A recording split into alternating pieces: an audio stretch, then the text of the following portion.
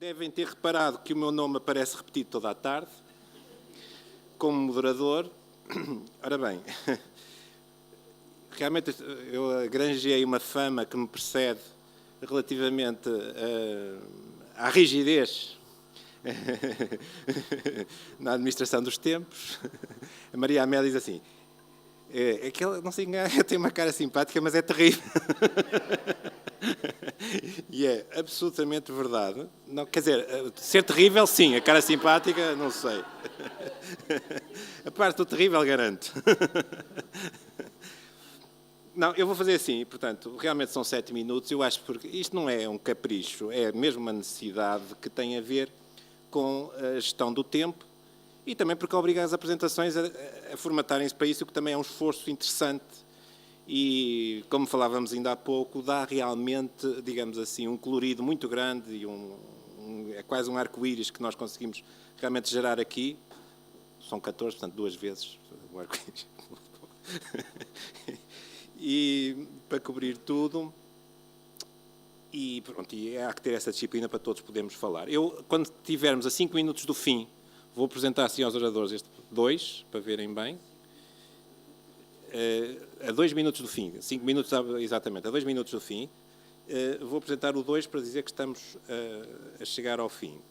Portanto, na primeira parte, então, temos um conjunto, parece-me que só vamos ter 4 intervenções, porque há aqui uma falta da segunda intervenção, e vamos começar, então, com o desenvolvimento pessoal e interpessoal, a integração de um programa de competências socioemocionais no currículo académico, a cargo da nossa colega Graça Silva, da Faculdade de Psicologia e Ciências da Educação.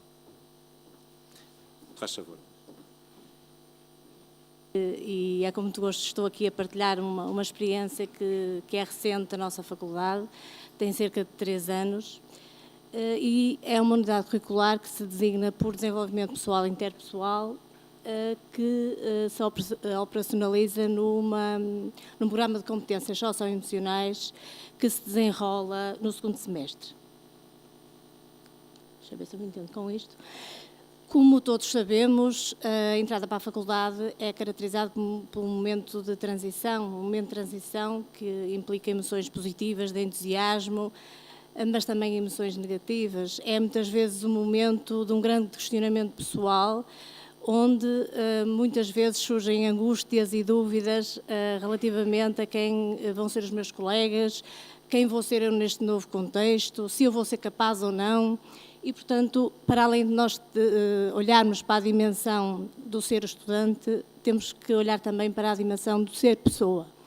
Temos aqui uma frase curiosa de um estudante que escreve ao seu umbigo, a dizer que a vida por aqui não é fácil, quando se pensava: não basta vestir uma farpela académica e afivelar um ar grave para que tudo corra bem neste mundo académico.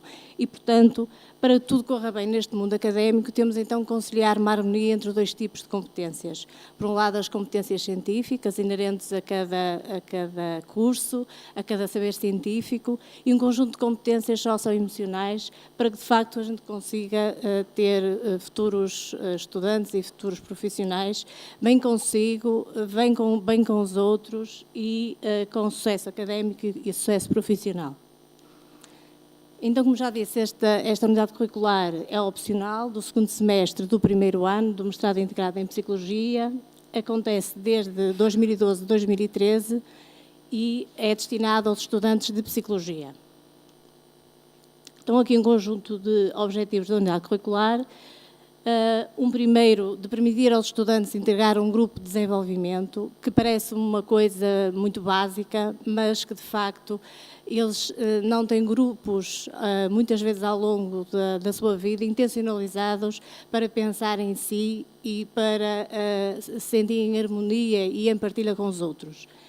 Depois, como já vos disse, paralelamente às competências científicas, as competências socioemocionais, já vou partilhar convosco quais são, no sentido, de facto, de permitir que eles consigam uma melhor adaptação ao nível académico, consigo próprios, e que consigam ser futuros profissionais de psicologia com harmonia no seu saber e no seu ser. e pretendemos também estimulá-los a continuar esse desenvolvimento.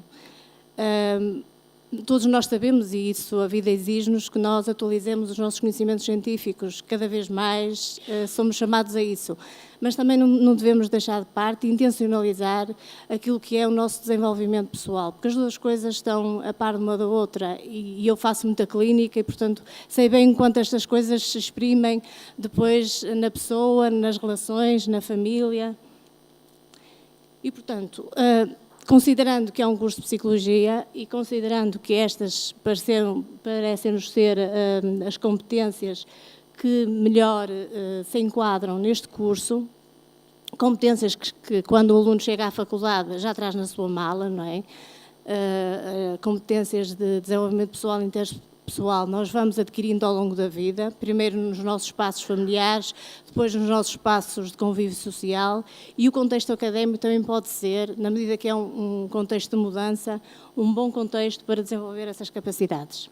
Então, começamos com o autoconhecimento, no sentido de pôr os alunos a pensar quem são eles no momento presente, o que é que o seu passado lhes ensinou e o que é que o futuro pode ser, como é que ele pode ser pensado, quais são os objetivos de vida que eles podem traçar. Depois trabalhamos também a autoestima, a capacidade de eles conhecerem as forças e as fraquezas, e isto é muito importante, muitas vezes não é intencionalizado, e portanto eles aprendem a saber qual é o valor pessoal que têm, quais são as forças para se encontrarem nestes desafios académicos e profissionais, a autorregulação emocional, saber ensiná-los a sentir, ensiná-los a denominar o que sentem e a perceberem que podem ter controle sobre essas emoções. Autocuidado, e aqui temos a consideração não só pelo autocuidado físico e mental, mas também relacional. Portanto, aqui são focadas as relações que devem ser positivas, quais são as características dessas relações, quais são as características das relações que são violentas, portanto, são abordadas, a empatia, o saber-se colocar no lugar do outro, a capacidade de comunicarem e de ser assertivos nessa comunicação, de serem capazes de resolver problemas e de trabalharem em grupo. Obviamente, como um desenvolvimento de uma unidade curricular desta natureza tem que ser também intencionalizado na forma como a própria dinâmica acontece na sala de aula. E, portanto, tenho aqui os momentos e as dinâmicas estruturantes da sala de aula. 3 grandes momentos. Primeiro, ajudá-los a compreender o que é que vamos desenvolver, depois ajudá-los a adquirir essa competência e, por fim, integrar essa competência. Para além de haver todo um conjunto de dinâmicas que é intencionalizado ao longo destes 3 momentos, são também pedidos que eles façam atividades extra-aula, livros, filmes, que depois são alvo de reflexão. Obviamente que o local onde a aula acontece também tem que ser diferente e nós intencionalizamos também isso. As cadeiras são dispostas em círculo, há participação ativa de todos os estudantes, tentamos que todos participem e normalmente há uma música ambiente. Nós fazemos questão que eles sintam que não estão numa aula igual às outras de aquisição de conhecimentos científicos. É uma aula para desenvolver outro tipo de competências e que podem ser desenvolvidas, é preciso perceber isso. Obviamente que sendo uma unidade curricular tem que ser avaliada e, portanto, nós, para além da avaliação mais formal da sua idade de participação nas aulas, trabalhos individuais e de grupo, intencionalizamos também uma investigação para perceber se, de facto, este programa estava a ser efetivo e estava, de facto, a ajudar os nossos estudantes a desenvolver estas competências. No primeiro ano fizemos apenas um estudo exploratório, os resultados foram de facto positivos e estimularam-nos este ano a fazer um estudo comparativo com um grupo de controle dos alunos de Ciências da Educação que estamos a trabalhar neste momento e que esperamos brevemente partilhar com todos. Mais que a avaliação que as professoras possam fazer, são aquelas que cada um pode fazer da própria unidade curricular. Deixo-vos aqui um testemunho que podem ler depois, deixando eu ficar isto para...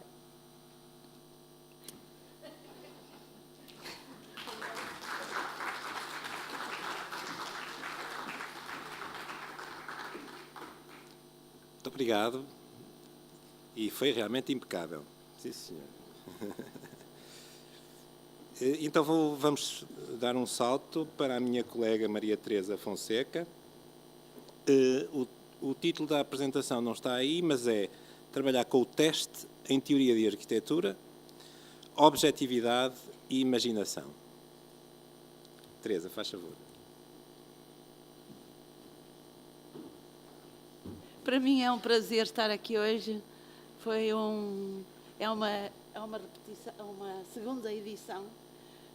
Espero que nas próximas continuem a vir os mais novos, como hoje apareceu aqui uma candidata a apresentações que foi selecionada e eu fiquei vaidosíssima para a nossa faculdade ter a Raquel cá hoje, porque as minhas experiências já são de um bocadinho antiquadas. Espero que novos apresentem coisas mais estimulantes.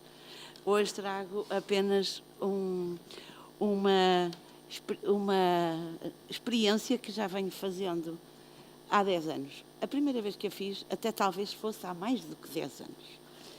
Na era da web, os conteúdos estão acessíveis completamente. Autores, livros, obras, conceitos. E na era do ensino de massas, desculpe.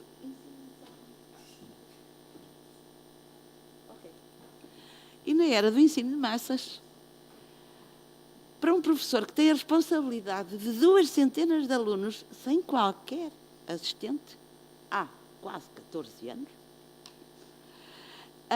é natural que seja mais fácil e mais frequentemente detectada a ideia, o exemplo ou o raciocínio original do que o número exato de réplicas de artigos usados pelos estudantes na preparação dos testes. Importa que eu destaque ou que se destaque e se valorizem os primeiros e se verifique o uso legítimo ou abuso dos segundos e se classifique em conformidade. Portanto, resumi rapidamente o que foi a experiência pedagógica que trago, enquanto vos anuncio realmente o que e mostro com algum desenvolvimento as imagens destas experiências que venho fazendo. Portanto, só a primeira parte do teste é que vou apresentar hoje. Já vos digo que porque acho que é uma maneira de alinhar pelas experiências que hoje de manhã vi fazer com a colega Inês, não diria o ensino aberto ou a aula aberta, mas as experiências em que se correm riscos relativamente aos conteúdos completamente preparados das matérias ou, pelo contrário, se deixam ocasiões de abertura à produção de conhecimento que é feita durante a aula ou através do processo pedagógico. Isto é, como envolver o estudante. Um dos maiores estímulos é usar as palavras que ele usou, ou num teste, ou num trabalho que entregou, e colocar o seu nome. Eu frequentemente uso os highlights, os 5 estrelas. Seja num exercício feito na semana, seja num teste, e isso era o que eu queria partilhar. A amostra do teste está aqui patente. Sobre a primeira questão, e é essa que veremos, trata-se de, como veem, combinar objetividade e conhecimentos com competências, tais como a imaginação, a agilidade de raciocínio, o senso crítico, que envolve a criação, por exemplo, de títulos para figuras. São figuras lecionadas na aula e apresentadas tempestivamente ao longo de 14 aulas e, mais tarde, reunidas. Isto são maneiras como estas figuras foram lecionadas em aula e devidamente colocadas como estímulo para a investigação do estudante, por serem obras fundamentais da história da arquitetura e da geografia universal, portanto, que faz parte do programa da cadeira que eu dou, que é de Teoria do Espaço Público e das Formas dos Equipamentos, e, entretanto, os exercícios que também são feitos na aula e que são deste tipo, combinação usei apenas exemplos das 10 figuras, para verem, são 3 cortes: interrogar, relacionar, estruturar pensamento, ou 4 das 10 figuras. Isto são, no fundo, exercícios praticados em aula para a existência dessas mesmas figuras, sob a curiosidade do aluno durante as 14 aulas que precedem um teste. É suposto que, no dia do teste, essas imagens sejam familiares e os resultados são deste tipo. Portanto, apresento agora aqui as minhas conclusões, que são 10 slides. Uma reunião da seleção de entre 1.620 títulos propostos pelos alunos nos seus testes, e desses 1.600 e não sei quantos títulos, foi selecionado um conjunto relativo a cada figura, que eu transformei em capas de livros, para mostrar como tinha sido produtivo o teste, criando uma biblioteca imaginária só pela associação de ideias que o coletivo dos 200 alunos tinha produzido naquelas 2 horas de teste. E aqui estão, no fundo, os momentos de celebração em que cada estudante, ou dentre os 180, alguma das suas sugestões se converteu num livro imaginário. Por exemplo, isto era para a primeira figura, isto era sobre a segunda figura, apenas constituí 2 livros, o resto coloquei um pouco o resumo a granel aí, como se fosse uma lista de bibliografia sobre um tema.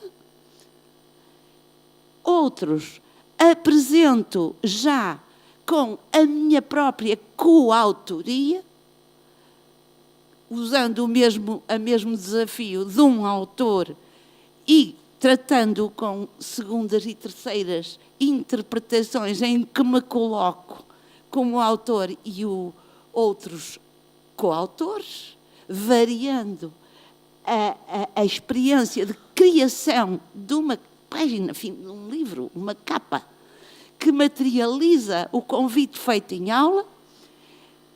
E aqui está a maneira como eu reuni os resultados do teste para uma aula de correção do mesmo, a que chamei aula de celebração e correção. Termina com, de facto, 2 casos em que apenas 2 alunos dos 200 tinham pontuado nos 10 títulos e que acabaram por ser destacados pela produtividade. E tem sido um trabalho, aquilo que vos apresento, foi a primeira experiência que foi realizada porque, após a realização do teste, eu parti uma perna ou um pé e tive que ficar uma semana em casa. Portanto, demorou-me 8 dias a fazer esta aula e a compor estes 10 quadros da minha exposição.